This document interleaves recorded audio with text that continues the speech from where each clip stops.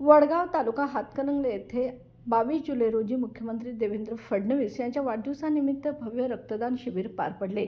या शिबिराला आमदार अशोकराव माने, पुष्पा पाटील, डॉक्टर अरविंद माने, अमरसिंह पाटील, विश्वास माने, मोहनलाल माळी यांच्यासह अनेक मान्यवर उपस्थित होते। या शिबिरात 91 रक्तदात्यांनी रक्तदान केले।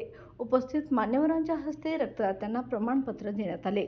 भाजप कार्यकर्त्यांनी उत्साहात सहभाग घेत मुख्यमंत्री फडणवीस यांना दीर्घायुष्यासाठी शुभेच्छा दिल्या। तारा न्यूजसाठी प्रतिनिधी किशोर जासूद, हातकणंगले।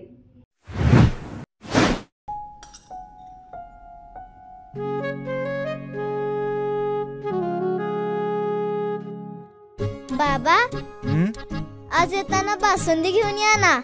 अगं, कालच आपण आईचा वाढदिवस होता म्हणून आणली होती ना। ऐकलं, गोकुळची बासुंदी पुन्हा खावीशी वाटतेय। खरं सांगू, मलाही खावीशी वाटतेय। पुन्हा पुन्हा खावीशी वाटणारी गोकुळ बासुंदी।